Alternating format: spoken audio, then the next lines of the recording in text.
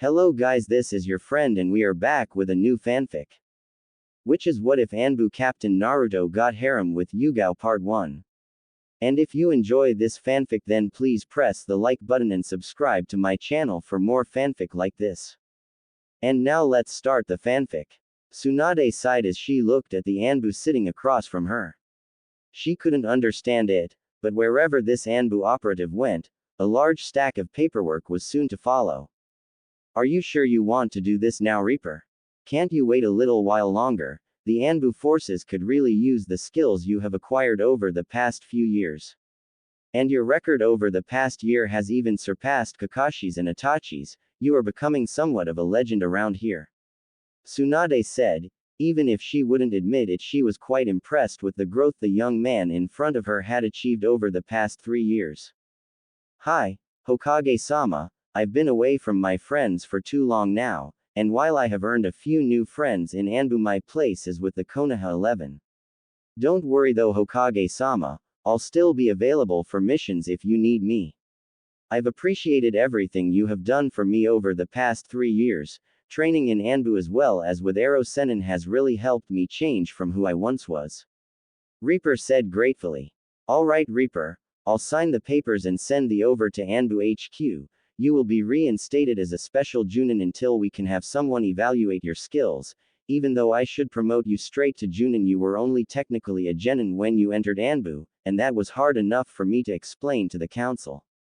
This will at least keep them off our case for the moment.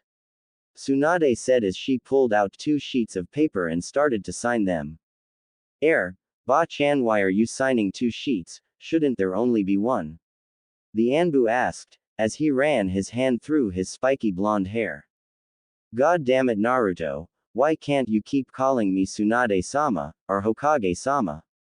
Tsunade yelled as a tick mark formed on her head, and these second papers are for Neko-san. She asked to be taken off Anbu duty whenever you quit so she could be placed on a team with you. Aside from changing that young woman's view on life, you seem to have made quite the impression on her as well. She added with a smirk, enjoying the faintest of blushes that appeared on Naruto's face. I didn't do that much, she used to help me a lot when I was little, I just thought I would return the favor. Naruto said, scratching the back of his head in slight embarrassment. But okay, I would be happy to work with Neko-san if that is what she wants. She is one of the only people who can give me a decent kenjutsu spar anyways. Naruto said. Alright brat, take these papers to Anbu HQ, make sure to find Neko-san before handing the papers into Tenzo. Tsunade said as she handed the papers to Naruto, who left via Shunshin to his destination. His growth rate has been extraordinary over the past 3 years, hasn't it Tsunade-hime? Came the voice of Jiraiya as he entered the Hokage Tower through the open window. I'm almost glad he denied my request to train him. Even as one of the legendary Sannin, there would be only so much I could teach him. Yes, Naruto has definitely exceeded my expectations, however I am happy that you still managed to train him every so often over the course of the past few years. I really don't think there would be a lot of people who could keep up with him now. Tsunade said as Jiraiya took the seat Naruto was just in.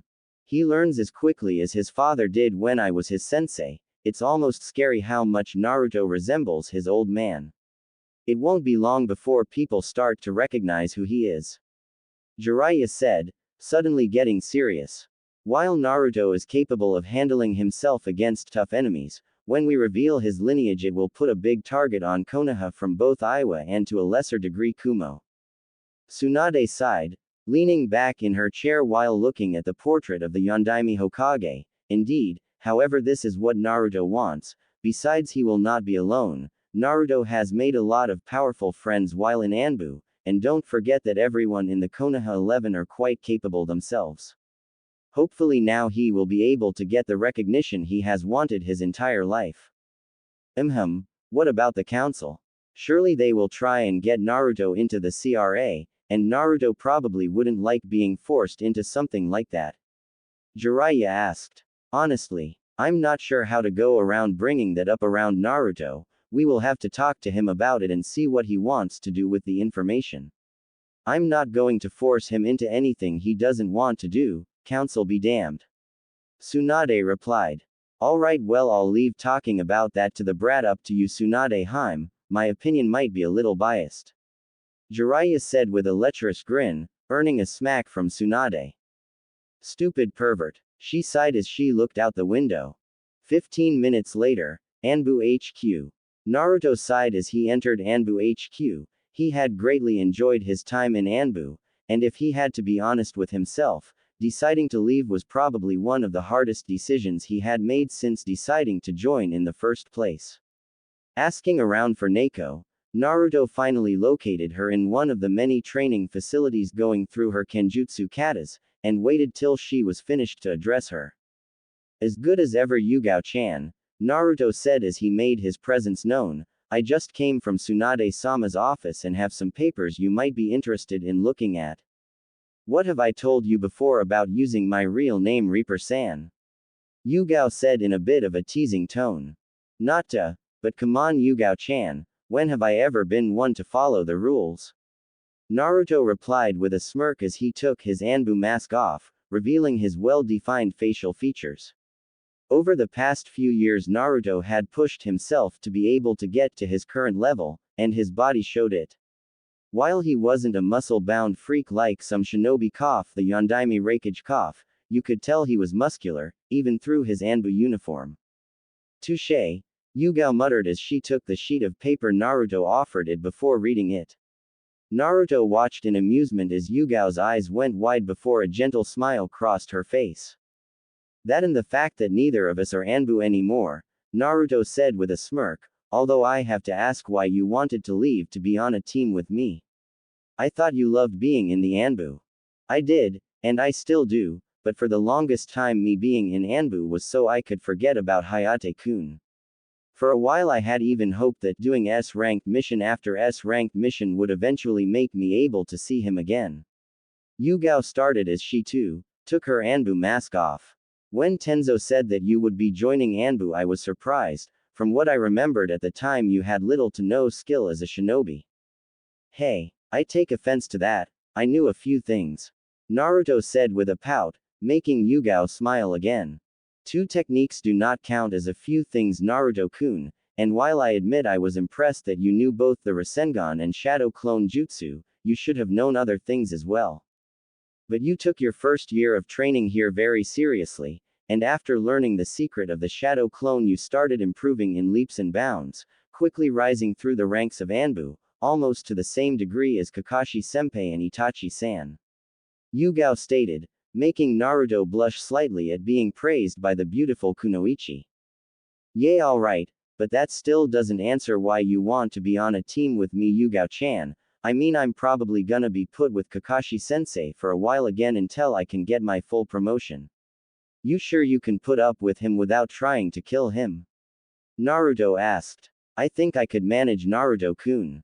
And to answer your question, the day you asked me to start teaching you kenjutsu is probably what impacted this decision most. If not for that day, we would never have become friends and I would most likely still be trying to get myself killed doing S-ranked missions. You made me realize that I still had a lot to live for, and that Hayate-kun wouldn't want me to be how I was.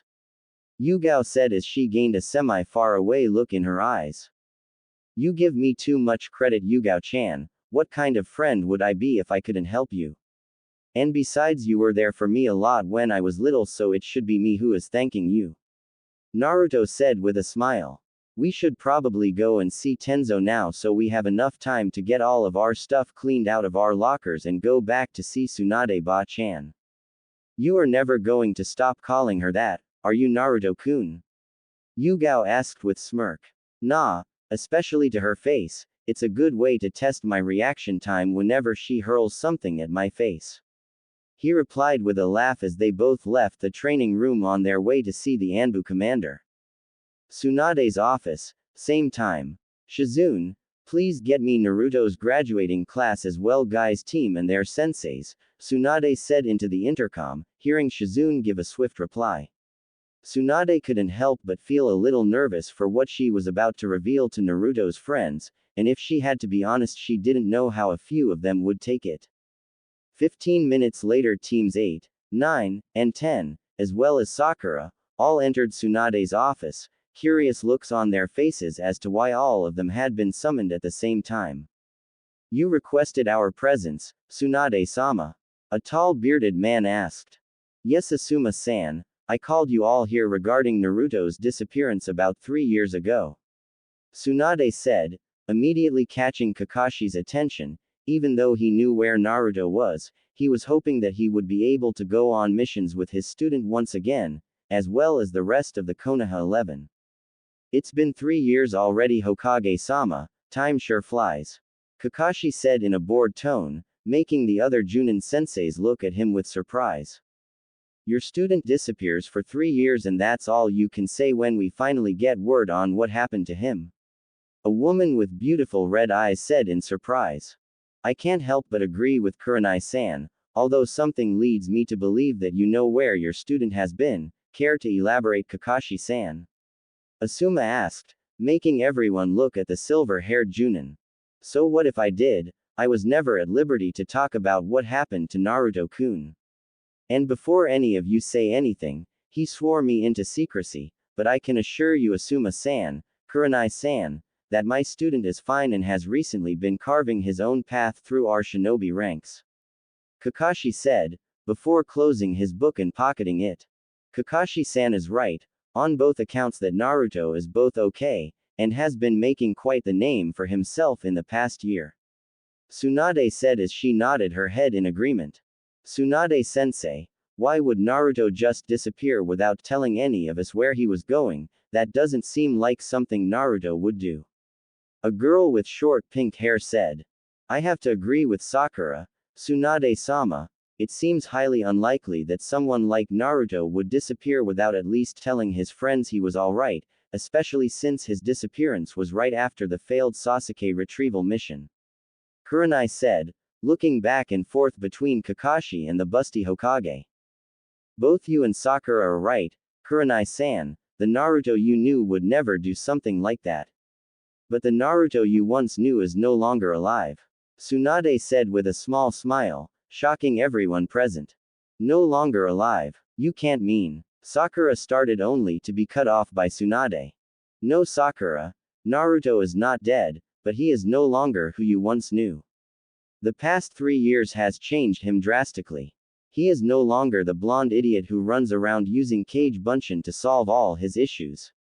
After the mission, Jiraiya came by to ask Naruto to become his apprentice. Tsunade said. You can't be serious. Jiraiya of the Sannin, one of the most powerful shinobi alive today, asked the class dead last to become his apprentice. A boy with a black jacket standing beside a large white dog said. You should be careful as to how you talk about Naruto now, Kiba-san, like I said, he is no longer the boy you guys once knew, and he would take offense to what you just said. Tsunade said as she glared at the boy, making him shrink slightly. Well, that would make sense. With a teacher like Jiraiya, I'm sure Naruto has become a lot stronger since we last saw him. A boy wearing a big baggy green coat said. Indeed he would have, if he had accepted the pervert's proposal to train him. Tsunade said, and smirked as everyone present looked at her like she had grown a second head. Naruto refused to be trained by one of the Sannin. Why would he do something like that? Asuma asked. It's not an everyday occurrence to be offered training by one of the legendary Sannin. Indeed he did. The reason why is that Jiraiya would have had to take him away from the village for 3 years to train him, and Naruto didn't like the idea of being away from his home for so long. But that doesn't mean Naruto has not received training from that stupid pervert, he just never had to leave the village to obtain it. Tsunade said. So, Naruto has been in the village for the past 3 years, then how come none of us have ever seen him? Sakura asked, looking between Kakashi and her current sensei, hoping at least one of them could give her an answer. The reason for that, Sakura, will be explained as soon as Naruto gets here, which should be fairly soon actually. Tsunade said. And she was right. A few minutes later someone knocked on her door and it opened to reveal 2 Anbu, one of which Kurenai recognized, but the other made her eyes widen and had to use all of her training to not be put on guard by this man in front of her. He was a tall man who radiated power and respect, but that's not what scared her. The man's attire is what put her on guard. The standard gray Anbu equipment had been dyed black, and wear and tear was evident on his armor, sword scratches, holes, and burn marks. Over top of the armor was a long, ragged black cloak that had a large hood which covered a lot of the Anbu's face, but not enough for Kurenai to not be able to recognize the mask. Reaper, Kurenai whispered, immediately earning both Guy's and Asuma's attention as they too were busy studying the Anbu in front of them. What's so special about that mask? Sakura asked Kurenai, as she tried hard to suppress her fear of the man who just entered the room. Each Anbu mask is special to those who wear them, but there are select few who get masks custom made. The Reaper mask is one of, if not the, rarest Anbu masks to be given out. Kakashi explained, a hint of pride evident in his voice. Of course he had known of Naruto's growth in Anbu over the past 3 years, but to be given the Reaper mask, that was something that not even he could have done, and he was regarded as one of the best Anbu in Konoha's history. Kakashi Senpai is right, the Neko masked Anbu said. The Reaper mask is one of the highest honors you can get in Anbu. Not even Kakashi was eligible for the mask after his term in Anbu, and he was regarded as one of the best to have ever graced the Anbu ranks. Even our current commander still calls him Senpai. Neko said in a teasing tone. Even though I wish he didn't, but may I ask why you are here, Neko-san? Kakashi asked. Everything will be explained shortly, Senpai, but continuing on, the Reaper mask has a few conditions that need to be met before it can be given out. For starters, a perfect record for missions, including S-ranked. Aside from that, a certain number of both A and S-ranked missions must be completed. Lastly, and probably the hardest for us Anbu because we don't get put in bingo books often, is an S rank with a flea on sight rank given in every bingo book across the elemental nations, including the small ones. Neko finished, making the rookies go wide-eyed as they looked at the person who, judging by hire, couldn't have been much older than them. I really wish you wouldn't have brought them here, Tsunade-sama. You should have asked, or at least told me in advance. Reaper said. I'm sorry, Reaper, I just thought this would have been best. The Hokage replied. Fine, but I want something in return for this. Reaper said, shocking the Genin and Junin at the bold declaration. If I may, Anbu-san, but you are in no position to demand anything from the Hokage. Asuma said, earning nods from a few in the room. You are in no position to tell me what I may or may not do, Asuma-san. My relation with Tsunade-sama is mine and mine alone, you would do well to remember that. Reaper said in a cold tone. You may have the Reaper mask, but you don't scare me. Asuma said as he reached for his trench knives, but froze as he felt a kunai held against his back as Reaper appeared behind him, shocking those present with his speed. You should, Reaper whispered in his ear, before disappearing and reappearing beside Neko, who shook her heads at his actions. That's enough, both of you. Tsunade yelled, before sitting back down and burying her face in her hands. As interesting as this is Hokage-sama, what does this have to do with Naruto? Kurenai asked. Nothing. Like Tsunade-sama has probably already told you, the Naruto you all knew died a long time ago.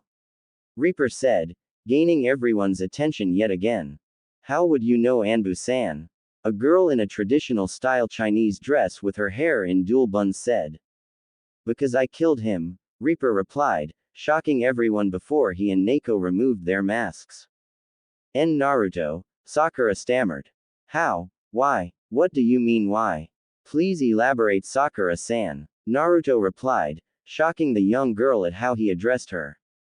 He had always addressed her as Sakura-chan before, and she would never admit it to anyone, but it hurt that he didn't call her that. Why didn't you tell any of us what you were doing? We all thought you were dead, I thought we were a team. Sakura asked, tears threatening to fall from her eyes. You finally decided to care, Sakura-san. Naruto scoffed. While I do admit we were a team, we weren't a very good one. As you have all said in the past, I was the dead last, Sakura has book knowledge but couldn't put it to practice in the field. And all Sasuke cared about was getting revenge on his clan. He didn't give two fucks about us, and he proved that when he shoved a Chidori through my chest. As that conversation was going on, Kurenai had brought Yugao off to the side as well. She knew how much her friend loved to be in Anbu and was surprised to see her here with Naruto. What did you pull me aside for, Kurenai-chan? Yugao asked her friend. What do you mean what? I thought you loved Anbu. Why are you here with Naruto, who is apparently leaving Anbu? Kurenai asked, making Yugao sigh, as she had not expected her friend to be there when she resigned. I made arrangements with Tsunade-sama a while ago, asking to be placed on a team with Naruto-kun when he decided to resign from Anbu. She explained. Kurenai's eyes slightly widened when she heard Yugao call him kun, but decided not to ask about it. That still doesn't help me understand why Yugao-chan, Enko and I have been asking you to leave Anbu for years and you never listened to us. And now, just like nothing, Naruto makes you want to leave. What happened over the past 3 years? Kurenai asked, curious as to why Naruto was suddenly able to get through to her friend. Mention of Naruto's name managed to snap a young indigo-haired girl out of the trance she had been in after learning Naruto was in fact the Reaper masked Anbu, and decided to listen in on the older women's conversation. I'm not entirely sure myself, Kurenai-chan, but Naruto-kun was able to change how I viewed life. After Hayate-kun's death I didn't know what to do, so I began doing S-ranked mission after S-ranked mission, trying to keep my mind of things, or worse, get killed. A few months after Naruto had joined Anbu, though, he had sought me out for kenjutsu training. At first I was a little skeptical about training him because from what I could remember about him he was never very talented. At first I said no, but he kept pestering me until I finally caved in. He took the training in like a sponge and is now easily one of the best kenjutsu users in Konoha, only slightly behind myself. After a few missions together, Naruto noticed that I was troubled by something, and being the caring person that he is, confronted me on it. She explained, gaining a semi-far away look in her eyes that didn't go unnoticed by either Kurenai or Hinata, who by this time was a little jealous of the strange woman being able to get so close to Naruto too quickly. What happened then? I know how hard it is for you to talk about what happened with Hayate. Kurenai asked, while at the same time silently thanking Naruto for being the one who changed her friend. Naruto has a calming aura around him that makes it feel like you can pretty much trust him with anything. In the end I caved and told him about what happened. That night was the first time since Hayate's death that I broke down and cried, but he was there for me the entire time to comfort me. Yugao said with a smile as she looked at Naruto being surrounded by his friends. I'm happy for you, Yugao-chan. It sounds as if you were finally able to move on from Hayate. It sounds like you and Naruto are really close. Kurenai said, and smirked slightly as she saw a slight blush cross the kenjutsu specialist's face. It's nothing like that, Kurenai-chan, we are just friends. Although just between us girls, you should see him under that Anbu armor. Yugao replied, blushing at the memories of walking in on Naruto without his gear on, much to Kurenai's amusement. Back with Naruto he was doing his best to answer all the questions being asked by his old friends, as well as avoiding Ino, who was getting just a little too close for his comfort. Looking around he noticed Yugao and Kurenai talking, which brought a smile to his face, remembering all the stories he had been told from Yugao. As much as I'm enjoying this attention guys, we need to finish up here. We can all catch up later on or whenever I have my skills assessment. Naruto said, hoping to finish this as quickly as possible. Skills assessment? What's that? Ino asked. Naruto is going to be given an assessment on his skills to be able to properly gauge his rank. Even though he has become an S-ranked shinobi in the bingo books, the council wants a demonstration of his skills. The only person in this room who has actually seen Naruto fight seriously would be Yugao-san, the other Anbu who is with Naruto. Naruto's current rank will be Special Junin until I can arrange someone to give Naruto an assessment. Tsunade explained, but sighed as she saw a grin spread across Asuma's face, as well as Kiba's. Hokage-sama, would you mind if I gave Naruto the rest? Asuma asked, making Kakashi, Yugao, and Tsunade narrow their eyes at the bearded Junin. Naruto's show earlier must have really pissed him off. I would also like to test Naruto's skills, Hokage-sama, Kiba declared. Asuma I would be alright with because he has a lot of experience as a Junin, but Kiba I'm not sure about, you have not been Junin for very long. Tsunade said. It's fine Ba-chan, they can both fight against me if they want. I must have really hurt your pride earlier Asuma-san if you're willing to go through with this. Naruto explained. Like I said before brat, you don't scare me. Asuma replied, just tell me when and where. We will have the assessment tomorrow morning, at Training Ground 7, you are all welcome to come watch. Tsunade said. Now that that's out of the way, I want to ask all of you aside from Yugao-chan and Kakashi-san to leave so we can talk to the Hokage and Shizune-Nisan in private. We can meet up sometime later and talk about what's happened over the past 3 years. Naruto said, making Tsunade nod, already guessing about what Naruto wanted to talk about. Why do we have to leave though? We should be able to stay if it has to do with you. Sakura asked. Because this matter doesn't concern any of you yet, I'm sure you will figure it out in the near future. Now aside from the people Naruto asked to stay, the rest of you are dismissed. Tsunade said. Naruto sighed after everyone had left, and took a seat on one of the chairs across from Tsunade. That could have gone better, it was a bad idea to bring them all here. Naruto said, earning a nod from Yugao and Kakashi. I know, I'm sorry Naruto-kun, I kind of expected Kiba to act like that, but definitely not Asuma, his attitude towards you surprised me. Tsunade replied as she reached under her desk and pulled out a bottle of sake. Yay well that's none of my concern, if they still have issues with me after tomorrow it's their own fucking fault. Now, I'm sure you know why I wanted to talk to you all in private right? Naruto said, before running through a few hand signs and put up a silencing seal around the office. I'm assuming it's about your parents, and to a latter extent you inheritance right? Tsunade asked, making Naruto nod his head. Yay it is, for the most part. I'm not too worried about when you want to tell everyone about my parents, I'm more worried about the kind of attention the village will get as a whole from Iwa and to an extent anyone who I'm close to. Naruto said, stealing a quick glance at Yugao that didn't go unseen by the Hokage or Kakashi. While I'm confident in my own skills about taking on large groups of enemies, not everyone has the same amount of chakra that I do, and that would put them at a large disadvantage as I can pretty much assure you that if Iwa was to send people after me it would be a small group at least. You make a good point Naruto-kun, Iwa would use any means necessary to get to you, including taking your friends as hostages in exchange for yourself. Not to mention the lingering threat of the Akatsuki, Jiraiya said they have been a little more mobile lately. Kakashi said. We will deal with the Akatsuki at a later time, I think our main threat right now will be Iwa, and to a lesser extent Kumo and Kiri. But there are a few other things that I want to talk to you about Naruto, which will include your status as a clan head. Tsunade said. If you are going to talk to me about the CRA Hokage-sama, then I am already well aware of what that means for me. I still have a couple years to decide if I want to be put under the CRA, so I will have to get back to you on that. Naruto said, not really surprising Tsunade as it was Anbu protocol to keep up to date with Konoha's laws. Alright, well that is pretty much everything I wanted to talk to you about Naruto-kun. I have a scroll for you that contains both yours and Yugao-san's Junin vests, as well as the key to your parents' estate. Tsunade said as she pulled out a scroll and handed it to Naruto.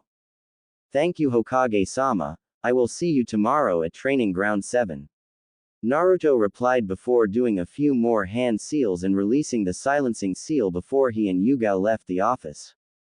He has grown a lot, hasn't he Tsunade-sama? Kakashi asked, making the Hokage smile and nod her head at the elite Junin.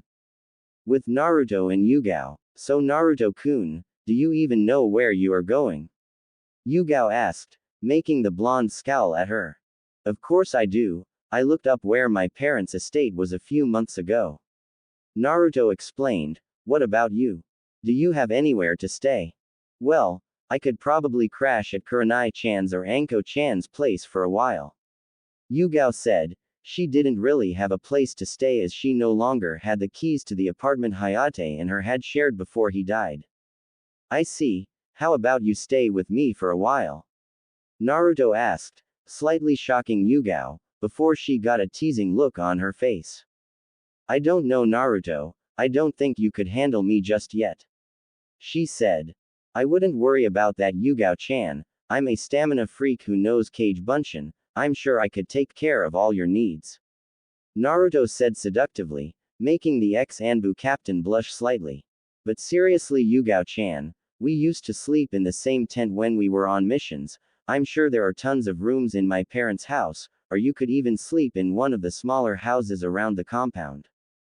Yugao thought about his offer. She really had nowhere to go, and while she was sure Kurenai and Anko would take her in, it wouldn't be very comfortable for her, as they both only had one-bedroom apartments.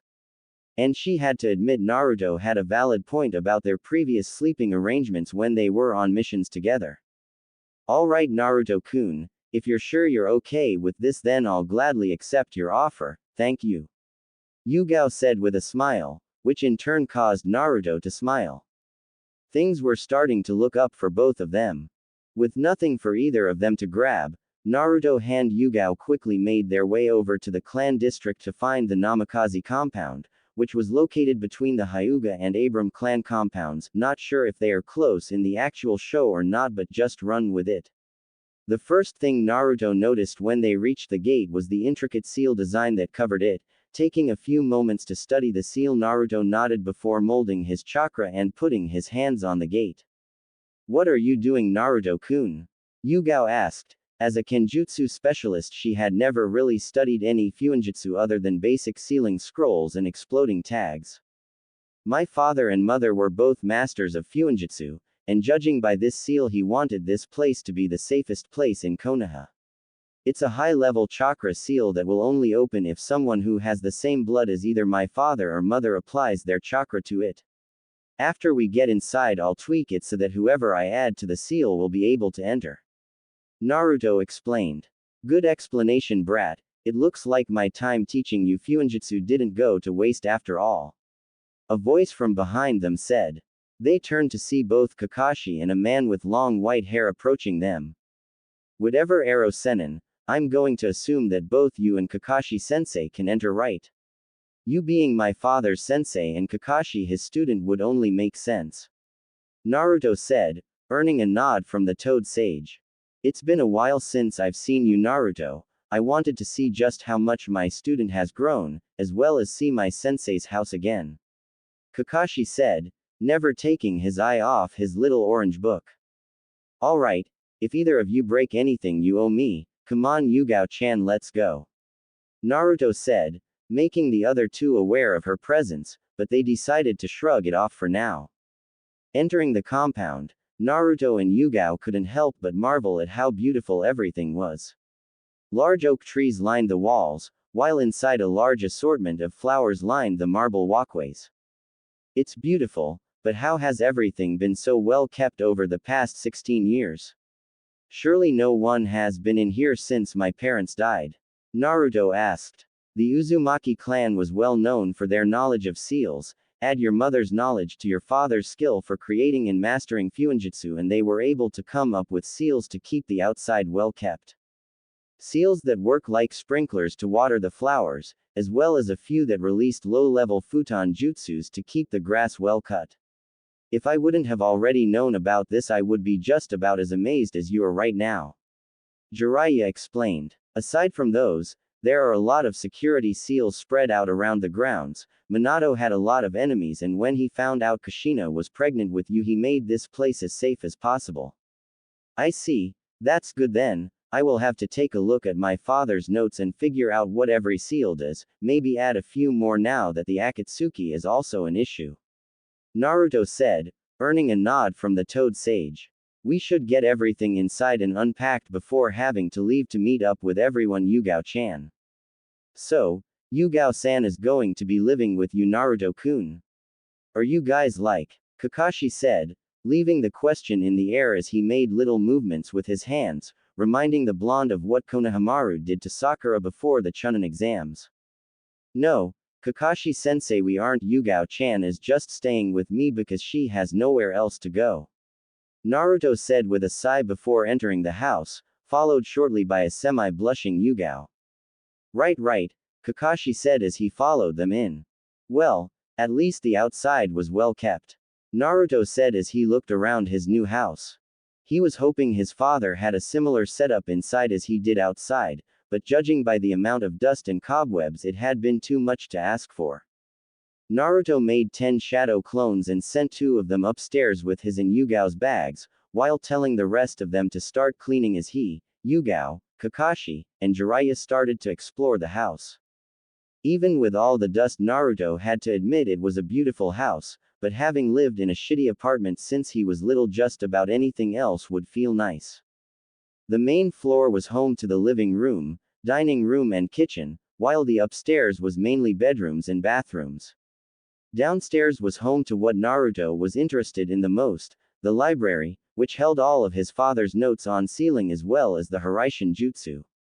Looking around, Naruto found a variety of different sealing methods, as well as some of the Uzumaki clan scrolls for jutsus and kenjutsu katas. This place is as impressive as I remember it. Some of these scrolls contain long-lost sealing methods and jutsus, as well as the Uzumaki kenjutsu style, which was considered one of the most formidable forms of kenjutsu. Jiraiya stated as he and Kakashi looked through some of the scrolls. I'll be sure to take a look at them later. If you want, Yugao-chan, you can look through the kenjutsu scrolls later as well. For now I want to finish exploring the grounds. Naruto said as he started making his way back upstairs. Hey Naruto-kun, where did your clones put my stuff? I want to change out of my Anbu uniform for now. Yugao asked as they made their way back to the main entrance of the house. They put your bags upstairs, last door on the left, Yugao-chan. Naruto replied, making the kenjutsu specialist nod and disappear upstairs. You two seem pretty close, brat. You sure there is nothing else going on here? Jiraiya asked with a lecherous grin. Shut it, you pervert. Like I said earlier, we're just friends. Naruto replied as he glared at the old pervert, who just shrugged it off and walked outside. Whatever, brat. I'm going to go do some research. I'll see you guys in the morning for your skills assessment. Jiraiya said as he shunshined out of the compound. I think I'm going to take off as well, Naruto. I've already seen the rest of the grounds before, but I will catch up with you guys later when you meet everyone else, alright? Kakashi said, earning a nod from the blonde as he decided to use the gate to get out. A few minutes later, Yugao came out of the house dressed as a normal Junin, and Naruto would be lying if he said he didn't find the kunoichi to be very attractive. Where did Jiraiya-sama and Kakashi-senpai go, Naruto-kun? Yugao asked as she walked up to Naruto, who was currently trying his best not to stare at her. The pervert said he was going to go do some research, which means peeking on the women's bathhouse, and Kakashi left to do Kakashi things, I guess, probably trying to come up with a few more lame excuses as to why he is late all the time. Naruto replied, earning a light giggle from Yugao. Alright, well, let's finish looking around, and then we can go get something to eat before meeting up with everyone. Naruto said as they started walking around the compound a little more. Back behind the house they found the training grounds, and a few ponds and steams to practice Suiten jutsus. It's gorgeous back here, Yugao said as she took everything in. Yay, it's definitely something else. My old man sure knew how to make the most of the space given to him. Naruto replied. I'm going to go change, and then we can go grab something to eat before meeting up with everyone else, alright? A few minutes later, Naruto appeared wearing standard Anbu pants and combat boots, with kunai holsters on each leg. And a black tank top over a mesh armor shirt. Yugao couldn't deny that Naruto was attractive. He had grown a lot over the past few years, and now easily stood as tall as Kakashi. Having lost all of his baby fat over 3 years of rigorous training, he had a very defined figure, and you were able to easily see his muscles underneath his mesh armor.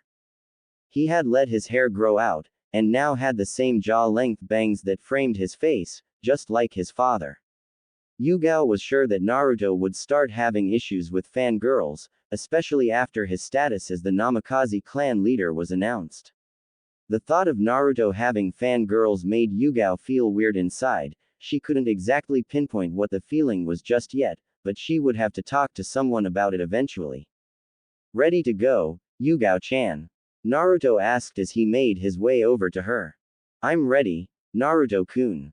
Where did you want to go? She asked as they started walking towards the gate. How about that sushi bar you always talked about on missions? Naruto asked as they stepped out, but came face to face with someone he didn't want to deal with just yet. Hinata Hyuga. Over the past 3 years he had matured greatly, and now understood why the girl was always blushing around him, and while he would admit that she was very beautiful now, he couldn't return the feelings that she had for him. Naruto-kun, why are you coming out of the Yondaime's sea compound? Hinata asked, making Naruto curse under his breath. They should have just left by Shunshin. I'm sorry Hinata, but I'm not allowed to talk about it. It's the reason why Tsunade-sama asked you all to leave earlier. You will all figure it out eventually, but for now you don't need to know, sorry. Naruto replied before he and Yugao quickly left via Shunshin, leaving Hinata alone in the street, thinking that maybe her father would know why.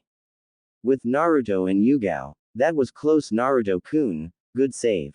Yugao said with a smirk as they appeared near the center of Konoha. It was my own mistake, we should have just left by Shunshin, and I can only assume that Hinata is going to ask around as to why we would be there now. Naruto sighed out. She was bound to find out eventually. From what I remember your father and Hiyashi seemed to be fairly close friends. Yugao said as they made their way towards the sushi bar, earning a surprised look from Naruto. That's surprising. From what I remember about the Hyuga clan head was that he had a bigger stick shoved up his than Neji did before I beat it out of him. Naruto replied. Well, Hiyashi-sama wasn't always like that. He first started changing after your father and mother died. Then he completely fell apart after the death of his wife during her birth of their second child. Yugao explained. I can almost guarantee that the Hyuga will be a powerful ally for you once you inaugurate it as the Namikaze clan head. I see, it would be good to get to know him then, especially if I was to ever become Hokage. Naruto replied, can I ask you a question Yugao-chan? Of course Naruto-kun. With my mother being a part of the Uzumaki clan, and my father being from the Namikaze, I can't decide what name I want to take. While I would like to have my father's last name, I feel it would be unfair to my mother, and vice versa. Naruto said. Yugao could see where Naruto was coming from. With him being the last of 2 famous clans, he didn't want to be the reason that either one of them died out. Maybe try talking to Tsunade-sama about taking both last names. It's rare but in your case it might be allowed, then it would be a joint Uzumaki Namikaze clan. Yugao suggested, earning a nod and smile from Naruto. Thanks Yugao-chan, I think I'll do that. Naruto replied. After a quick meal at the sushi restaurant, Naruto and Yugao went to join the rest of Naruto's friends at one of the shinobi bars located around Konoha and spent the rest of the night telling stories about some of their missions as well as how they met. Next morning, Yugao woke early the next morning to the sound of clashing steel. Knowing it was probably just Naruto training, she decided to get up and gauge where his kenjutsu skills stood in comparison to her own. Yugao would admit that in both taijutsu and ninjutsu, Naruto was easily more powerful than her, but when it came to kenjutsu she was still slightly better than him. Although she knew that with a little more time, Naruto would surpass even her. Getting dressed in her regular Junin gear, Yugao made her way downstairs and into the backyard, where sure enough Naruto was in a large-scale battle with his clones. Even with her trained eyes she could hardly keep up with Naruto's speed, so a lot of what she saw was just a blur, followed by a puff of smoke, followed by another blur as Naruto massacred his clones left and right. With only 4 clones remaining, Naruto decided to stop his relentless assault and set up with his ninjutsu in a defensive position. A few moments passed before 2 of the clones charged Naruto. one aiming to sweep Naruto's legs out from underneath him while the other came from above attempting to slam him into the ground. Naruto flipped over the leg sweep before stabbing his ninjutsu into the ground and using the hilt to propel himself into a skyward kick that connected with the above clone's chin, making him dispel. After landing on the ground, Naruto took out a kunai and engaged the second clone in a quick taijutsu battle, which ended when Naruto managed to stab the clone with his kunai. After watching the first two clones get beat in close combat, the remaining two clones decided to try a long-range battle. Going through the required hand signs, both clones yelled out their respected jutsu. Kaden. Grande Fireball Jutsu. Both clones yelled in unison, as two large fireballs sped towards Naruto from either side, before he too went through a series of hand seals. Sweden. Water Encampment Wall. The original Naruto shouted, before a large dome of water surrounded him, protecting him from the dual fireball attacks. Hidden Mist Jutsu. Naruto whispered, before a thick mist rolled in over the battlefield which Naruto disappeared in. A few moments later, Yugao heard two popping sounds and the mist started to dissipate, showing an unscathed Naruto holding his ninjutsu.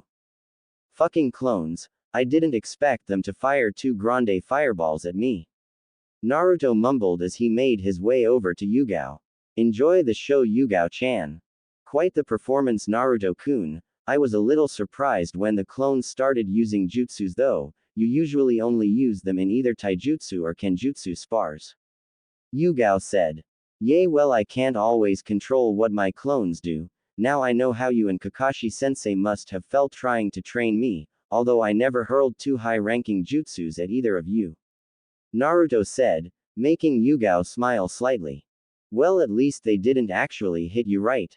Yugao said with a giggle as they made their way inside. Whatever, Yugao-chan, I'm going to make some breakfast before going to my skills assessment. You want anything? Naruto asked, receiving a nod as his answer. Naruto went to the kitchen to fix them both something to eat. So are you ready for the skills assessment, Naruto-kun?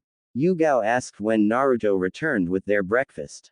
Of course, Yugao-chan. While both Asuma and Kiba are strong in their own rights, I have faced tougher opponents and did just fine. Naruto replied, earning a nod from Yugao. She knew how strong her friend was, but she still worried about him. Even still, Naruto, it would be good not to underestimate Asuma-san. He wasn't made one of the daimyo's guardians for nothing. Yugao warned. I know, Yugao-chan, I'll be careful. Naruto said, I hope Ba-chan will keep us together. After working with you for so long, it would be really weird for me to work with anyone else other than maybe Kakashi-sensei. I know what you mean, Naruto-kun. The only reason I left Anbu was to be on the same team as you. I'm sure Tsunade-sama will keep her end of our deal.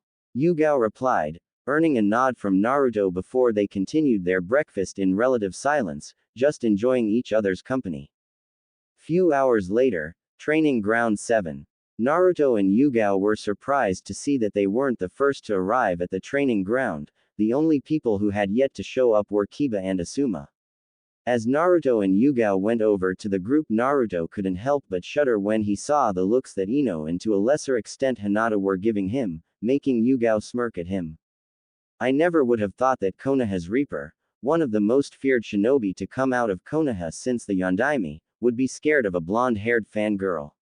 Yugao teased, earning a glare from Naruto. You have no idea how fucking persistent she is, Yugao-chan. I'd rather face A and S ranked criminals than have to deal with a persistent fangirl. Hinata isn't as bad because she is too shy to actually try something with me, but I'm not so sure about Ino. Naruto replied, as he put as much space as he could between the platinum blonde and himself. How was your night, brat? Have a good time alone with Yugao-san in your house? Jiraiya asked with a lecherous grin, shocking those present who didn't know Yugao was living with Naruto-kun. Can it, you pervert, before I get Tsunade to knock some sense into you? Naruto replied, ignoring the looks he was getting from those present. You're living with Naruto, Yugao-chan? Kurenai asked as she walked up to her friend. Well, I didn't really have any other place to stay, and I didn't want to bother you and Anko-chan because you both only have one-bedroom apartments and it wouldn't have been very comfortable with me. After explaining that to Naruto yesterday, he offered to let me stay at his new house for a while. Yugao explained, earning nod from Kurenai. Ba-chan, is Iruka-sensei going to be coming? Naruto asked, earning a surprised look from Tsunade, who had forgot about inviting the academy teacher. Shit. Sorry Naruto, I forgot. I can. Tsunade started, but was cut off by a wave from Naruto. Don't worry about it, Ba-chan, I'll get him. Naruto said as he made a clone and had it go look for Iruka. So are you ready for this brat? Tsunade asked as she looked at her surrogate little brother. Yugao-chan asked me the same thing earlier. Naruto replied with a laugh as he stole a glance at his purple-haired friend, and I'll tell you the same thing I told her, of course I am. I just hope they can give me a decent fight. Confident are we? Tsunade asked with a smirk, as even she didn't know the full extent of Naruto's strength. I didn't become Konoha's Reaper for no reason, I earned my mask, Ba-chan. Naruto replied with a smirk of his own, making Tsunade nod. I hope you can back that up, Naruto-kun. Asuma-san is no slouch when it comes to close combat, same goes for Kiba. Kakashi said. I know, there are only a few people in this village who I wouldn't want to fight close quarters, and they are all already here. I'm not too worried about Asuma-san or Kiba-san, but don't worry Kakashi-sensei, Yugao-chan already made me promise to be careful. Naruto replied, earning a nod from Kakashi. Naruto-kun, is that really you? Said a voice from behind everyone, making Naruto turn with a smile on his face. Iruka-sensei, I'm glad you were able to make it. Naruto said as he walked over and embraced the scarred Chunin. I was worried when everyone had said you disappeared, Naruto-kun. I thought you might have been dead. Where have you been these past 3 years? Iruka asked as they broke apart. Well, for the week after I was in the hospital after I failed to bring Sasuke back, I had a lot of time to think.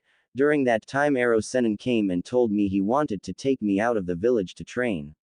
Naruto said, making Iruka go wide-eyed. Jiraiya-sama asked you to become his apprentice. Iruka asked. I did, yay, but the damn brat refused to be taken from the village. He was worried that if he was out of the village he wouldn't be able to protect his friends in case the village was attacked. Jiraiya said, catching everyone's attention as they didn't know the exact reason why Naruto didn't leave with Jiraiya. That's right. I didn't want to leave to village, so I refused. The day I was released I went and talked to Ba-chan and asked to be put into the Anbu program, and after some negotiating with the council I was allowed to join. Naruto explained. So you have been in Anbu for the past 3 years then? Iruka asked. He was shocked that Naruto had been allowed to join Anbu. As much as he hated to admit it because of how he considered Naruto to be a little brother to him, but the Naruto he remembered wouldn't have had the skills to be placed into Anbu. I have. And while I'm still alive I have to tell you that the Naruto you once knew no longer exists. I'm no longer the class dead last who throws Kage Bunshin around just because I have the chakra capacities to do so. Naruto said, shocking Iruka again as he wondered just how much Naruto had changed over the past 3 years. I know that it's usually forbidden knowledge, but now that you are no longer Anbu I don't think it matters. What mask did you have? Iruka asked. He knew the story behind Anbu about their masks being special to those who wore them. Naruto smirked before a small seal appeared on his forehead and a poof of smoke went up, blocking Naruto's face from view. No way, Iruka whispered after the smoke had cleared, and there stood Naruto, the Reaper mask covering his face. Pretty bad, huh? Naruto asked with a smirk as the mask disappeared as well as the small seal on his forehead. I'd say, I never thought I'd have taught Konoha's most feared Anbu operative since Itachi Uchiha. Iruka said with a proud smile. Naruto was about to reply when he suddenly felt 2 chakra signatures suddenly approaching. They are finally here, Naruto said to Tsunade, who nodded in response. Iruka was about to ask what was going on when Asuma and Kiba appeared in the middle of the training ground. I was beginning to think neither of you were actually going to show up. Naruto said in a bored tone, earning a growl from Kiba as Asuma's eyes narrowed. Like I'd ever run from you. Doesn't matter what you have been doing over the past 3 years, you are still the class dead last in my books. Kiba said, as a large white dog barked in agreement. Whatever Kiba, whatever issue you have with me is none of my fucking business, but be warned, I'm not the same kid who took abuse from you all those years ago. Naruto said as he narrowed his eyes and stood across from the two Junin. Alright, this is going to be a fight between the two Junin Asuma Sarutobi, Kiba Inzuka, and Special Junin Naruto Uzumaki. It will be a 2-on-1 fight so we can gauge Special Junin Naruto Uzumaki's skills in combat. Tsunade said as everyone quieted down and started paying attention to the training field. Do you think Naruto-kun will be okay, Sakura? Ino asked as she looked over at her longtime friend and former rival. I'm not sure, Ino. Sure, the fact that Naruto has been in Anbu for the past 3 years is impressive, but he is fighting against two of Konoha's best close quarters Junin. Sakura replied, not taking her eyes off her former teammate. What do you think, Neji-kun? Will Naruto be okay or was he all talk? Tenten asked her teammate. While I find it hard to believe Naruto would be able to fight both Kiba and Asuma-san at the same time, he wasn't called Konoha's most unpredictable ninja for no reason. I think Naruto will surprise all of us. Neji replied. Are all fighters ready? Start. Tsunade yelled, and instantly Naruto started going through a set of hand seals that both Kakashi and Sakura recognized. No way, Sakura said, just before Naruto finished his jutsu. Hidden mist jutsu, Naruto shouted, as just like this morning a dense mist started to envelope the training ground. Kiba, stay close to me, I'm going to try and make the mist go away. Asuma said before going through his own hand signs. Futon. Great wind breakthrough. Asuma yelled, but was shocked when his attack didn't blow the mist away. Nice try, Asuma-san. As a fellow futon user, I can tell you it will take a wind attack a lot stronger than that to make my mist go away. Came Naruto's voice from inside the mist. Where are you, Naruto? Come out and fight like a man. Kiba shouted, before freezing up when he felt a kunai against his back. Behind you, Naruto whispered, before Kiba turned around and swung his fist, hoping to hit Naruto. Instead he hit something big and fairly soft, before hearing a pained yelp from his partner. Akamaru. Fuck Naruto, I'll make you pay for that. He shouted. On the sidelines, the only ones who could see what was going on inside the mist were Neji and Hinata, but due to how much of Naruto's chakra was circulating in the mist, even they found it hard to see. Can any of you see what is happening? Sakura asked. It looks like Naruto used his speed inside the mist to get behind Kiba before saying something and disappearing again. Kiba turned and tried to hit Naruto but took Akamaru out instead. Neji explained. Pretty sneaky tactic. Without Akamaru, Kiba won't be able to use his Fang over Fang technique to its full capability unless Akamaru is able to get back up by the end of the fight. But Naruto will need more than that to win this fight. Kurenai said, glancing over at Yugao, who didn't look concerned at all. Don't worry, Kurenai-chan. Naruto is just getting warmed up. I don't think he will even need to bring out his big guns to finish this fight. Yugao said as she examined the mist, before noticing it was starting to clear. Back in the fight, as the mist cleared, Asuma noticed that he and Kiba had been separated, and now stood on either side of Naruto. Kiba, go at him together, let's end this quick. Asuma yelled as he took his trench knives out and rushed Naruto, matching Kiba, who rushed in with kunai. Hoping the coordinated attack would push the fight in their advantage, Asuma and Kiba upped the pressure against the blonde, throwing a whirlwind of strikes and combos towards Naruto, who seemed unfazed by their coordinated attack and simply dodged all their strikes. Why aren't you fighting back, Naruto? Too scared? Kiba taunted, but something about the way Naruto was smirking at him made the Inzuka shudder slightly. One word for you, Naruto started, making Asuma's eyes widen at the sudden influx in chakra coming from the blonde and Kawaramide with a log on the opposite side of the training field.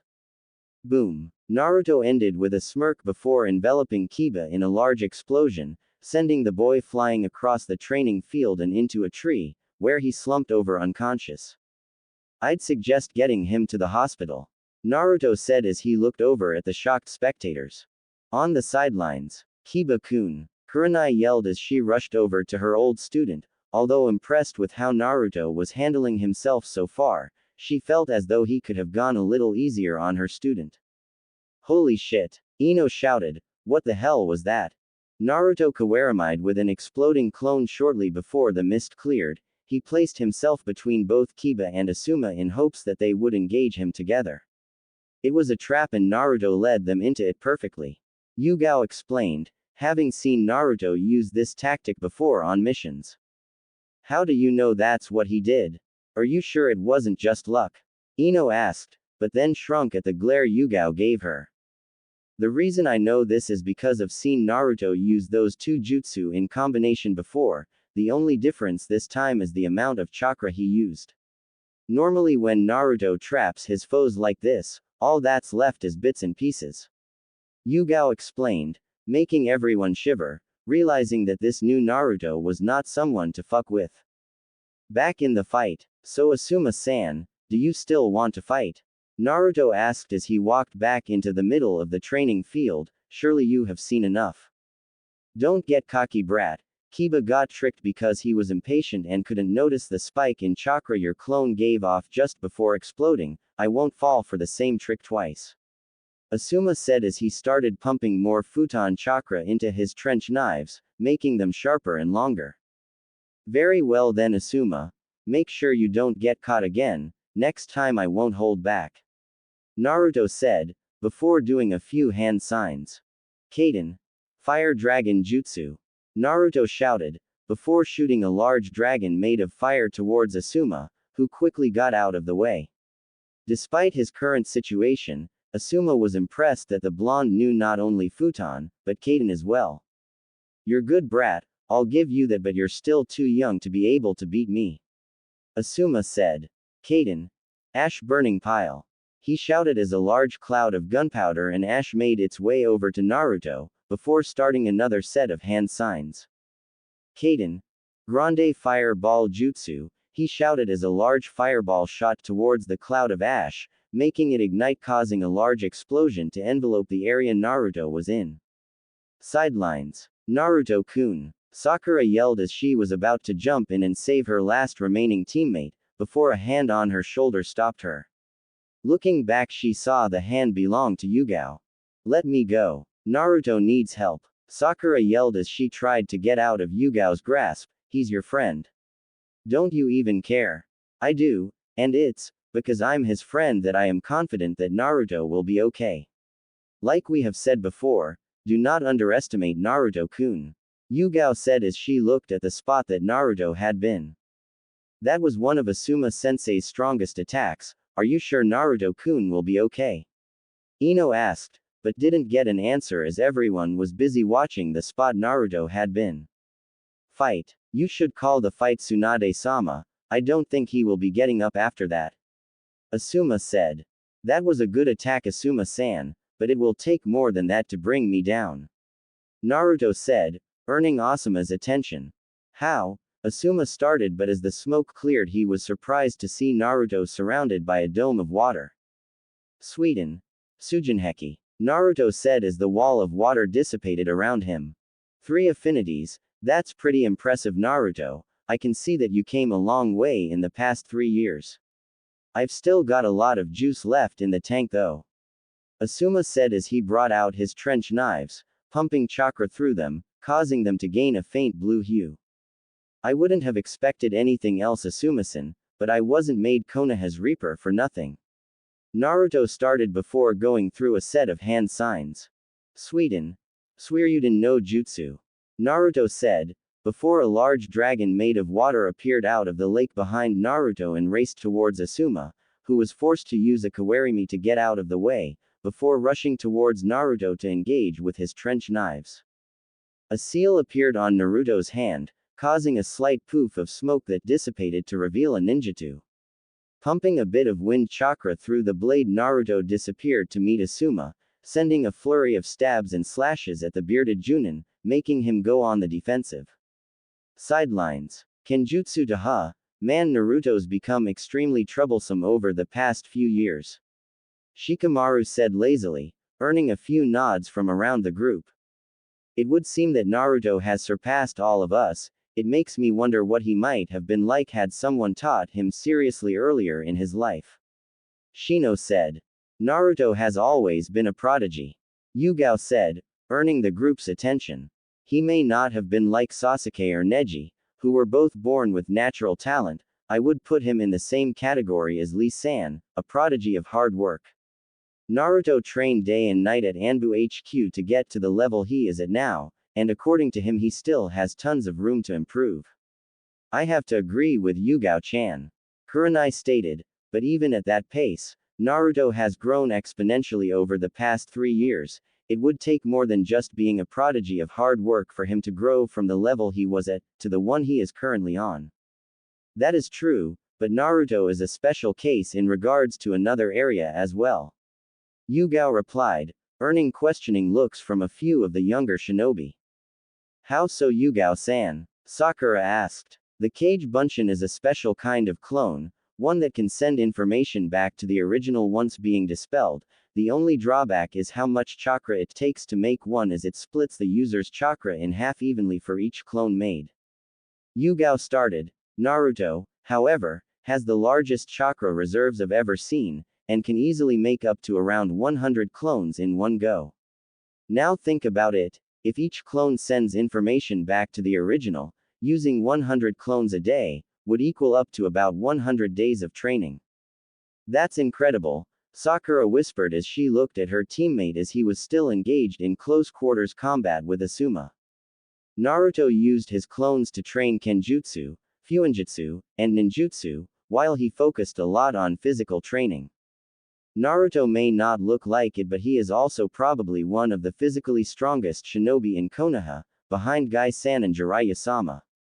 Yugao said, he is a very deadly close-ranged fighter. With the amount of strength and speed he has, not a lot of enemies can keep up with him if he gets in close.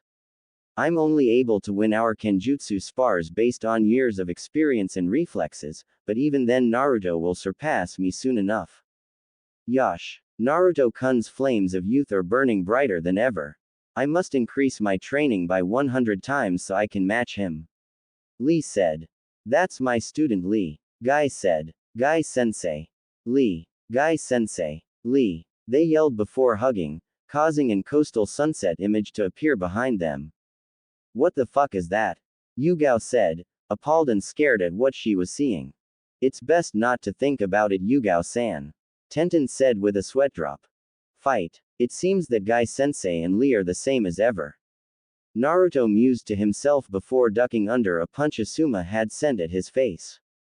It would be best not to take your eyes off me, Naruto. It wouldn't do well for you to go back to Yugao-san missing an eye. Asuma said confidently. Same could be said for you, Asuma-san, don't get too cocky. Naruto replied, before stabbing his sword into the ground to catch both of Asuma's arms. Asuma tried to fight Naruto's grip but found it near impossible to get out, before feeling a strong pain in his gut as Naruto had planted his foot directly into Asuma's stomach, making him cough up a little blood. Naruto, using Asuma's pain as a momentary distraction, released his grip on one of Asuma's hands, before using his now free hand to hit a pressure point in Asuma's arm, rendering it useless as it fell limply at his side. Naruto picked up his sword with his free hand, before placing the tip against Asuma's jugular, causing to bearded Junin to snap back to reality as he felt cold steel against his neck. Give up, Asuma-san. I would prefer it if you do not force my hand any further. Naruto said coldly, sending a shiver down Asuma's spine. I give up, Asuma said, as Naruto retracted his blade before sealing it away again. Good choice, I'd recommend seeing Ba-chan or Shizune-chan to get your arm looked at. Naruto said, earning a nod from Asuma. That was fun for me. If you ever want to have a friendly spar, feel free to find me. Very impressive, brat, Tsunade said as she came up behind the two, followed closely by the others. Yay, that was amazing, Naruto-kun. Sakura said with a smile, making Naruto scratch his head sheepishly. Hehe, it wasn't that impressive, Sakura. If I didn't have a chakra conducting blade like Asuma, the fight could have gone downhill for me. Naruto replied. What did you do to his arm, Naruto-kun? Shizune asked as she gazed at Asuma's limp arm. Huh, oh, I hit a pressure point to make it go limp. You should probably take a look at it to make sure it goes back to normal, Shizune-chan. Naruto said with a smile, making her blush slightly, something that didn't go unnoticed by Tsunade and Yugao. Hi, Naruto-kun, she replied before attending to Asuma. It takes a lot of knowledge about human anatomy to be able to do something like that in the middle of combat, Naruto-san. Shino said, earning a nod from Sakura. Yay. Well, I can't do medical jutsu because of how my chakra is, but I thought it might have helped to learn about human anatomy. Being able to disable an opponent in the middle of combat is a good skill to have if you need to extract information. Naruto said, causing a few of them to shiver at the implication he just gave. Anyways, brat, I think that it's safe to say you have earned this. Tsunade said as she handed Naruto a green Junin vest. Elite Junin Uzumaki Naruto. Make me and your parents proud, brat. Gah, what the fuck happened to me? Kiba asked as he slowly regained consciousness. Looking around, he noticed white walls and ceilings, and could hear low beeping off to his right. I must be in the hospital. That means Naruto won, huh? He didn't survive Anbu for 3 years for no reason, I guess. Ah, you're awake, Kiba-san, that's good. After your fight with Naruto-kun, we thought it would take a lot longer for you to wake up. Shizune said as she entered the room, followed by the rest of Team Kurenai. Kakashi, Sakura and Naruto are Team Kakashi, so why not, right? How are you feeling, Kiba-kun? Kurenai asked. I feel like shit, Kurenai-sensei. What the hell happened? Kiba asked. The last thing I remember is fighting Naruto, then it just went black and I woke up here.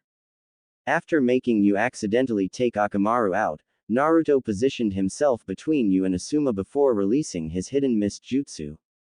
When Asuma saw this, he suggested that you and him both attack Naruto at the same time.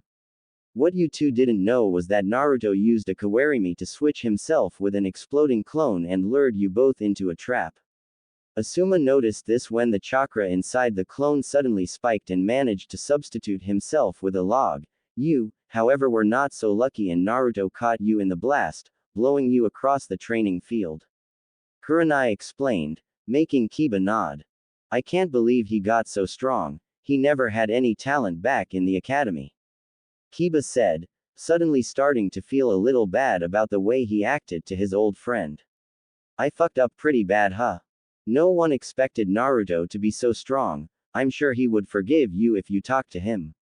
Kurenai said, trying to cheer her old student up. Who won the whole fight? Did Naruto beat Asuma as well? Kiba asked. After we took you to the hospital, Asuma tried to use his strongest jutsu on Naruto in hopes that he would be able to take him out.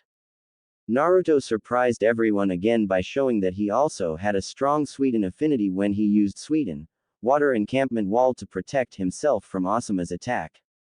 Naruto and Asuma engaged Naruto with his trench knives while Naruto used a special ninjutsu that was able to conduct his chakra. He was eventually able to render one of Asuma's arms useless and forced him to give up. Shizune explained as she checked on Kiba's condition. You should be fine to go home in a few hours, Kiba-san. Alright, thanks Shizune-san. Kiba replied, earning a nod from said medic. So what do you guys think of Naruto's new strength? Naruto-san trained hard in the Anbu for the past 3 years to be strong enough to protect the village. I find it logical to believe that Naruto-san has yet to show his true capabilities. Shino stated. Why yay, and a few days ago I saw him coming out of the Yondaimi's old compound. When I asked my father about it, he wouldn't tell me anything about it. Hinata added, making Kurenai's eyes widen slightly. She had noticed Naruto's uncanny appearance to the Yondaime Hokage and had wondered before if they were somehow related, but decided to put that information away for later. That's an interesting discovery, Hinata-chan. Hopefully Hokage-sama will be able to shed some light on everything eventually. Kurenai stated. And I have to agree with you as well, Shino-kun. After Asuma passed out from chakra exhaustion, Yugao explained to us that Naruto was just playing with you and Asuma the entire time. While Asuma is classified as an elite Junin, Naruto explained that Asuma didn't take him seriously and wasted most of his chakra early trying to overpower him. Naruto has very large chakra reserves and by the end of the fight he wasn't even tired. I see, I guess the rest of us will just have to work harder to catch up to him now. Kiba said, earning nods from his teammates and a smile from his sensei. With Naruto and the rest of the Konoha 11. After Naruto's fight with Asuma and Kiba, everyone other than Kurenai's team had decided to stick together and relax for the rest of the day and had invited Naruto and Yugao to accompany them.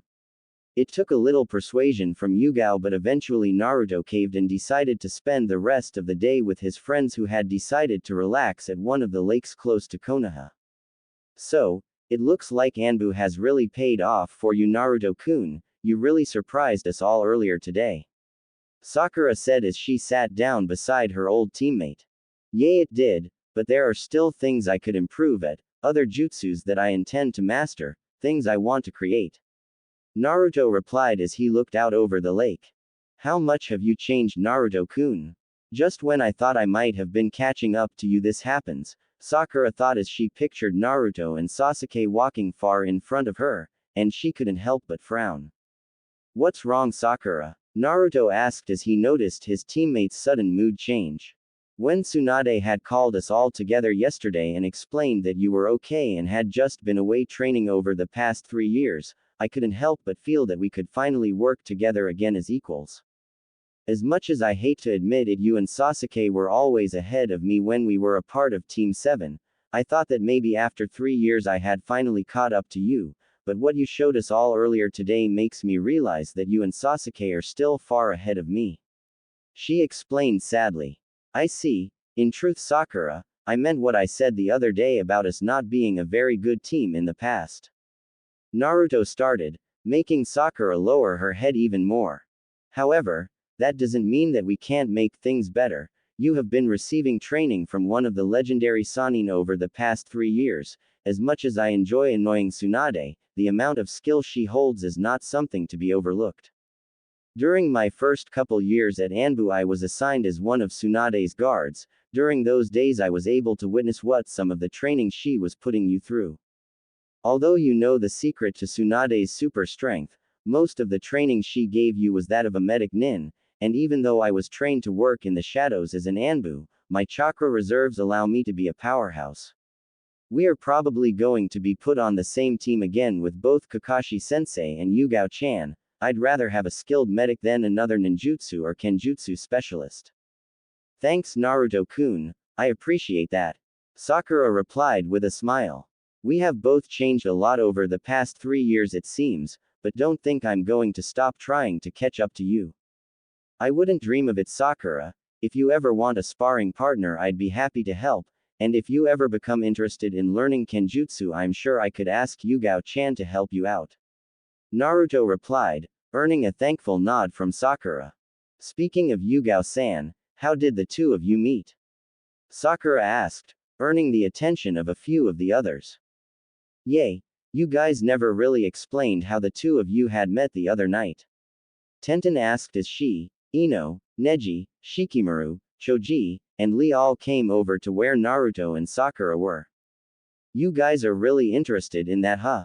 Naruto said, receiving nods from his friends he sighed before continuing, Yugao-chan and I have actually known each other since before we started the academy. Due to events surrounding my birth, I wasn't well liked by the villagers. And after I started living by myself they would start harassing me, sometimes going as far as attempting to beat me. After the first few attempts Sandame Gigi started to assign Anbu guards to watch over me. Yugao saved my skin a few times when I was younger, so when I joined Anbu I searched her out in hopes that I would be able to properly thank her. What I didn't know at that time was that Yugao-chan's fiancé had been killed during the Suna invasion and she had spent a lot of her time taking numerous S-ranked missions which are considered to be suicide missions. Why would Yugao-san take such dangerous missions? Tenten asked. Her fiancé was Hayate Gecko, our first proctor during the third part of the exams. He was killed by the Suna Junin Baki after he was discovered trailing the traitor Kabuto.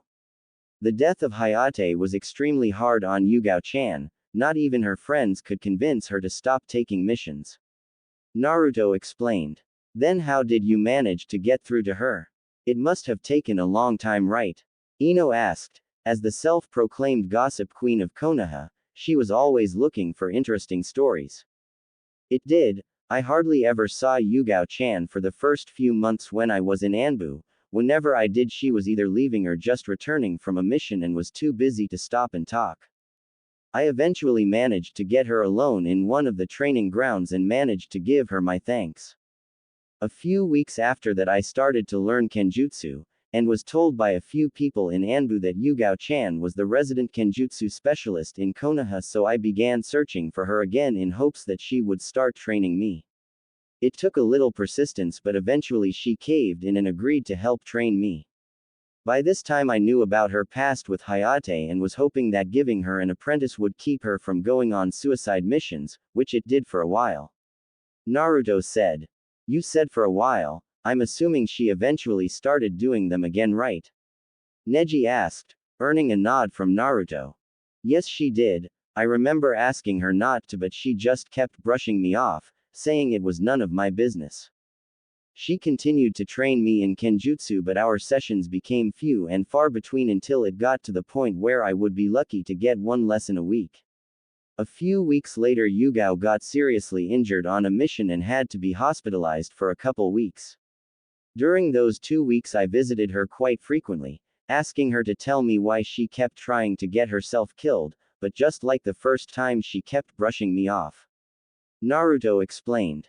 It's obvious that you cared for her. I can't see why she would have just kept brushing you off. Sakura said.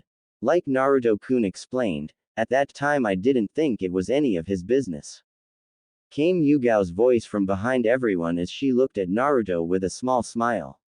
Naruto was very persistent in trying to get me to open up. During that time I didn't know that he already knew Hayate and was just trying to get me to open up to him by myself, but I guess I was taking too long because he eventually snapped on me. I had never seen Naruto lose his cool like that in all the years I had known him. It was a real eye-opener for me.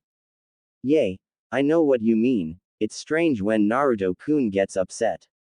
Sakura said, remembering the verbal lashing Naruto had given her the day before.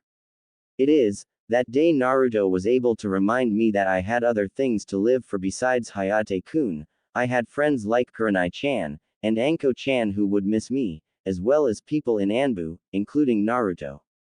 After that day I started taking less and less S-ranked missions, while taking more time to train Naruto in Kenjutsu. We eventually went from being just work partners to friends, and he even managed to get me to open up about Hayate-kun's death. He doesn't give himself much credit for everything that happened, but the truth is that Naruto-kun changed my life. Had he not come by that day to ask me for training, I can safely say I would either be dead by now or still taking suicide missions as much as I could. Yugao said. Ah, it's almost romantic. Ino said with hearts in her eyes, earning a slight giggle from Yugao and a tick mark on Naruto's forehead. There was nothing romantic about watching someone close to me trying to kill herself, Ino-san. I'm just glad that I was able to help change Yugao-chan's outlook on life. Naruto said, suppressing the small amount of red that threatened to tint his cheeks. Right. That's why you're living together now, huh? Ino said, and then smirked as she saw Naruto stiffen slightly. Whatever, Ino. Yugao has no place to go right now, and I've recently come into some property that has a lot of available space. Naruto said quickly, hoping to defuse the situation before the gossip queen could get any more information from either of them. Yugao could only smile at Naruto's interaction with his old friends. She was happy for her friend being able to interact normally with his old friends. I hope you enjoy these few moments of peace you're having, Naruto-kun. With everything that is going to come to light soon, you're probably going to gain a lot more enemies. With the Junin senseis a few hours later. Naruto-kun's flames of youth sure have brightened over the past few years, haven't they, my eternal rival? Guy said as the Junins all sat together at one of the shinobi bars located around Konoha. You know what, Guy, for once I agree with you. Naruto-kun came a long way since joining Anbu. He has grown in ways I would have never imagined. Kakashi replied, earning a nod from Guy. I don't think that Naruto was ever a bad student, Kakashi-san. Iruka said, earning the attention of those present. During Naruto's academy days, a lot of the teachers there tried to sabotage his work and keep him back. If Naruto would have received proper training he deserved, then I think Naruto could have easily been Rookie of the Year. Yes, with proper training Naruto would have been quite the genin. If I had realized Naruto's hidden potential earlier I might have been able to help push him in the right direction, but it took his teammate shoving an A-ranked assassination jutsu through his chest for him to change. Kakashi said in shame. It sucks about what happened with Sasuke, but Naruto turned out okay in the end. Maybe what happened with Sasuke was a blessing in disguise. Iruka said thoughtfully. What do you mean, Iruka-san? You are probably the closest thing Naruto has to a real family. How would having a roll ripped through his chest be a blessing in disguise? Kakashi asked with narrowed eyes. Don't get me wrong, Kakashi-san. Naruto is like my little brother, but had it not been for what happened with Sasuke, I don't think Naruto would have ever considered entering Anbu. Even if Naruto had been taken out of the village by Jiraiya, there would only be so much Jiraiya would have been able to train him. Naruto joining Anbu gave him the ability to train not only his physical strength, but he learned to control all three of his elemental affinities and start on his fourth. Aside from that, Naruto has become quite the Kenjutsu user as well. Yugao said that he is close to even surpassing her. Iruka explained proudly. He surpassed me a long time ago, and will probably pass the rest of you before you know it. He has come a long way since the time he fought Kiba-kun in the Chunin exam finals a few years ago. I never would have thought that someone like Naruto would be able to take Yugao-chan out of her depression. Kurenai said, remembering that he friend and the young blonde were quite close. Naruto has always had the special ability to make friends out of the most unlikely people. He was the one who convinced even Tsunade-sama to return to the village. He would make a great negotiator and ambassador if Konoha ever needed one. Iruka said. Yugao-chan speaks quite highly of young Naruto-kun. I wonder how she actually feels about him. I hope she has finally decided to move on. If only I could find someone to be with, Kurenai thought. Next morning with Naruto and Yugao, Hokage's office. We received a request from Wave Country earlier this morning. Apparently an ambassador from Kumo is on the way to speak with the daimyo of Wave Country about trade negotiations, and the daimyo requested that a team from Konoha be sent to act as bodyguards during the negotiations. Tsunade said, gaining Naruto's attention. So you think because I have previous experience with the people of Wave Country that sending me would also be good for our relations with Wave? Naruto asked, making Tsunade nod.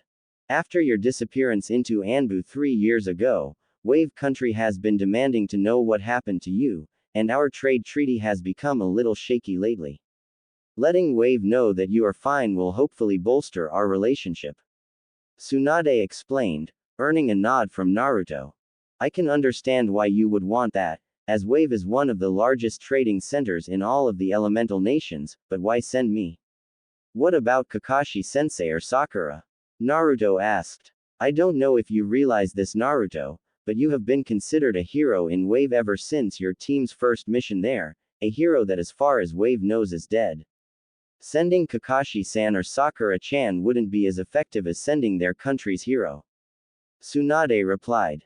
Alright Ba-chan, I understand the reason why you want to send me now. Who will the rest of my team be? I'm assuming that Yugao-chan will be coming with me as she left Anbu to work with me specifically. Naruto said, earning a nod from the female Hokage. Yugao-san will be joining you, along with Kurenai and her old team. Tsunade replied, moments before said team entered her office. Team Kurenai reporting for our mission, Tsunade-sama. Kurenai said as they entered the room before sending Naruto a friendly smile.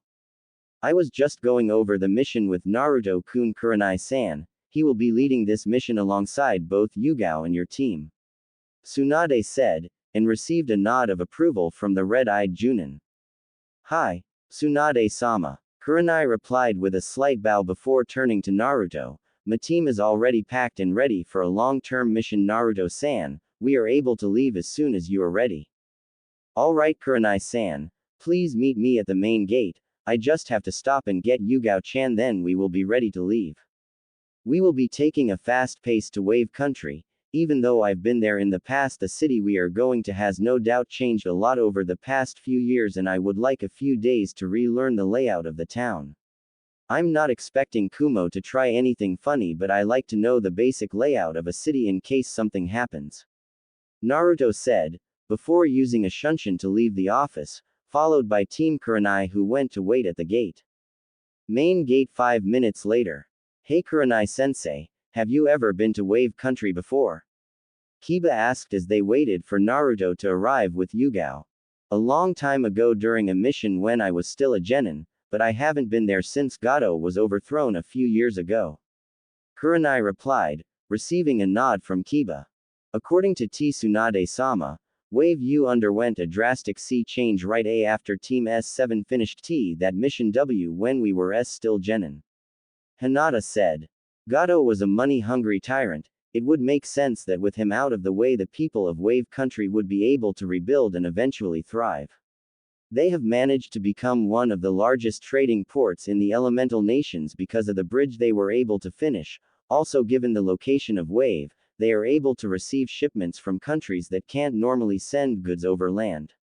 Shino explained. That's a good observation Shino-kun, I have to agree with you on both accounts. Kurenai said with a smile, before sensing Naruto and Yugao fast approaching. Alright you guys, it's a few-day journey to Wave and I would like to get there with at least a day to scout the area. I'm sure Wave has changed greatly since I was there with Kakashi-sensei during the construction of the bridge. Naruto said after appearing with Yugao.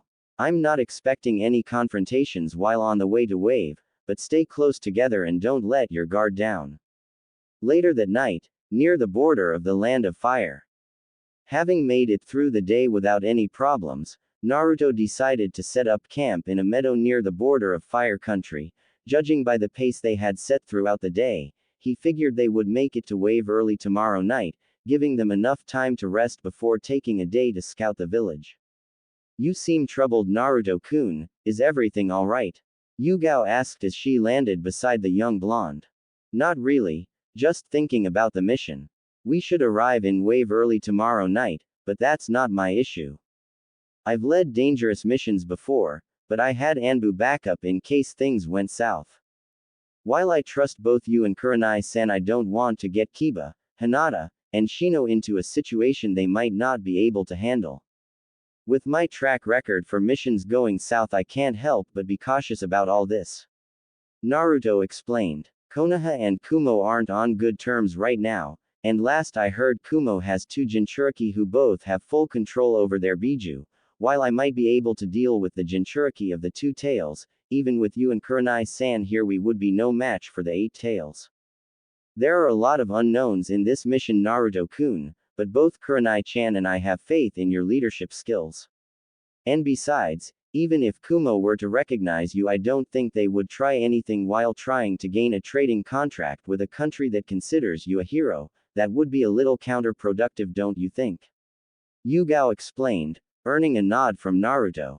Thanks Yugao-chan, it feels weird not leading a group of Anbu, but my friends have been training hard as well, I'll just have to trust them to do what needs to be done. Naruto replied with a thankful nod, I'll take the first watch of the night, I'll let you know when it's your turn alright. Try and get some sleep Yugao-chan. Thanks Naruto-kun, don't be afraid to get me if you feel like something isn't right, you may be strong, but we are still a team and I don't want you to have all the fun. Yugao replied with a smile, before turning and heading towards her tent.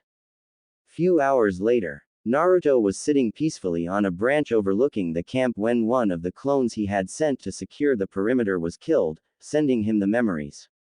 My clones were well hidden, how could someone have snuck up on them without them realizing it? This isn't good, Naruto thought before jumping down and making his way into the camp.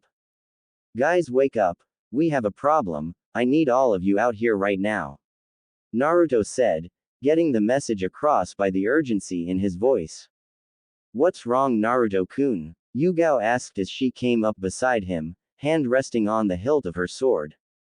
One of the clones I had sent out earlier to secure the perimeter was taken out before it or any of the others could realize there was someone there. Naruto explained. Yugao's eyes widened at this. Naruto was one of the best sensors she had ever met, and to be able to sneak up on him unnoticed was almost unheard of. Hinata, Shino, get in the middle of Kurenai, Yugao, Kiba and I Hinata to use her Byakugan to get a full 360 of the area while Shino surrounds the camp with his bugs in case Hinata misses something or the enemy is fast enough to get through unnoticed. Naruto said. What about me, Naruto? Kiba asked. Akamaru and I should be able to smell whoever is out there. You can't always trust your nose, Kiba. During my years in Anbu I came across reports of ninja able to mask their smell to sneak by Inuzuka. Just be ready for an attack. Naruto said, receiving a nod as they all took up defensive positions. Your reputation precedes you, Reaper of Konoha. I would never have thought that one of the most feared Anbu to ever grace the elemental nations would carry such a burden as you do. Tell me, does it speak with you? A voice asked, making Naruto's and Yugao's eyes narrow. How would you know about what I carry? And as for your question, I haven't spoken with it in a long time. Naruto replied. I know many things about you, Reaper-san, and also about the organization that hunts that which is inside you, young Namikaze. The voice said, making Naruto's eyes widen, along with Kurenai's. You seem to know a lot about me, yet I know nothing about you. Why haven't you shown yourself yet? Are you a part of the Akatsuki? Naruto asked, acting calm on the outside, yet inside he was anything but calm. How would he know about the Kyuubi? And he also knows about my father. Those are two of Konoha's best kept secrets. I'm not yet at full strength, Reaper-san. It wouldn't be wise for me to show myself to the world just yet. I could care less about what you hold inside you. What the Akatsuki intends to do is bound to fail in the end. Just remember that when I make my presence known, the Akatsuki will be the least of your worries. Farewell for now, Reaper-san. Make sure to cherish these moments of peace with your friends and the ones you love, for when I return this world will burn. We need to leave, right now. Naruto said after a few moments of silence, earning nods from the rest of his team. After what just happened, nobody wanted to stay there any longer. Kurenai-san, Yugao-chan, come with me while the rest of you pack up and get ready to leave. He knew too much, Naruto-kun. The fact that he knows about what you hold and who you're related to is something that we should be worried about. He also said that he wasn't at full power, yet he managed to sneak up on us and take out your clones without them noticing. I hate to think of what someone like that might be capable of when at full power. Yugao said after the three of them had gotten far away enough from everyone else. I agree, he knows who I am and what kind of reputation I carry, yet he wasn't fazed by that. I need to let Tsunade-sama know about this. Naruto said before quickly taking out a scroll and writing a few things before making hand signs. Kuchio's no jutsu, Naruto said before a small puff of smoke appeared and a small toad popped out.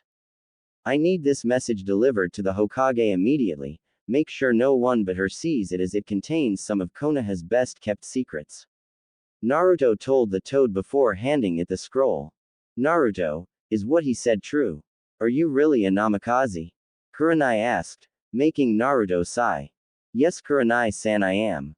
My real name is Naruto Uzumaki Namikaze, son of Yondaime Hokage Minato Namikaze and Konoha's red-hot-blooded habanero Kushina Uzumaki, who, like me, was the Jinchuriki of the Kyuubi. Naruto explained, making Kurenai's eyes widen.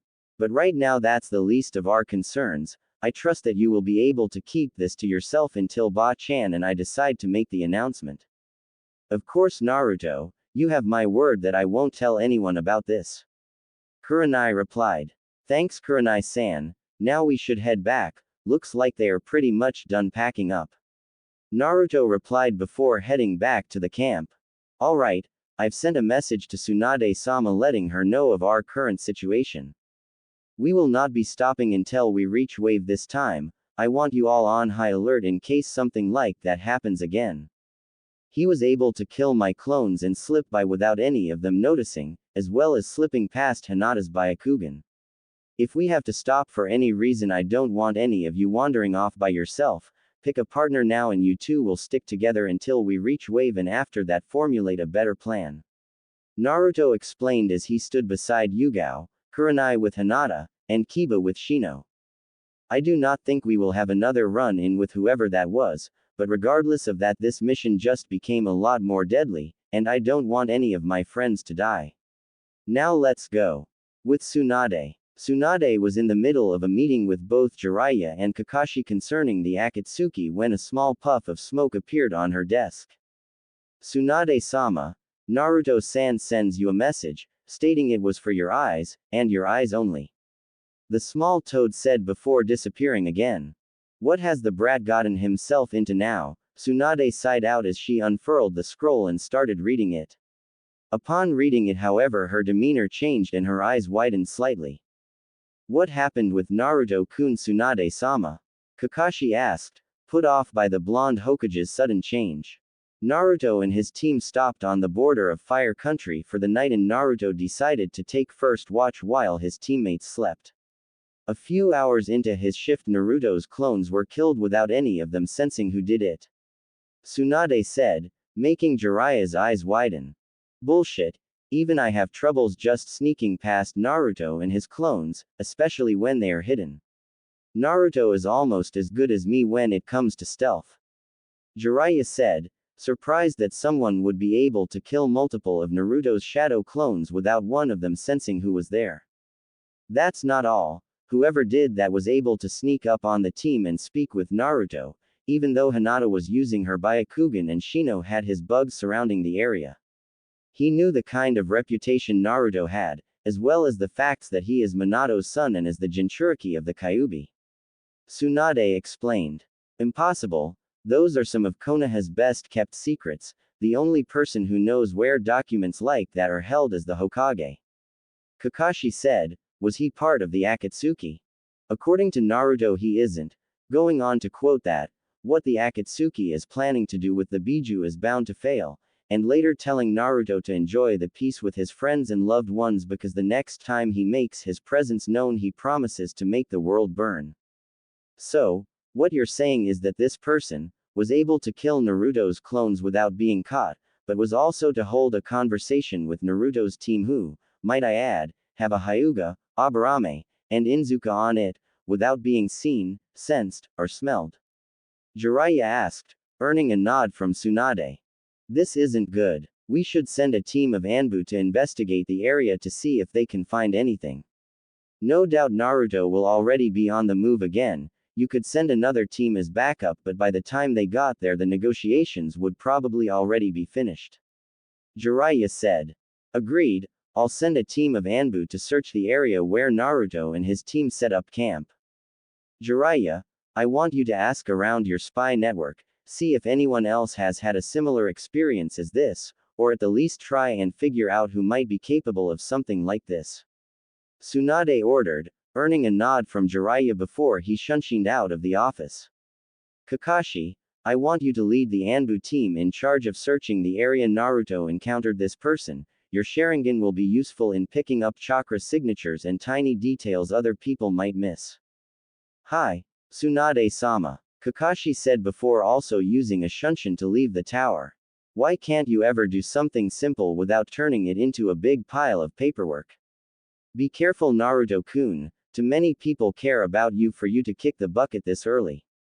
Tsunade said as she gazed out the window. A threat supposedly bigger than the Akatsuki, we need to be ready for anything. Suna will need to be informed of this as soon as possible as well.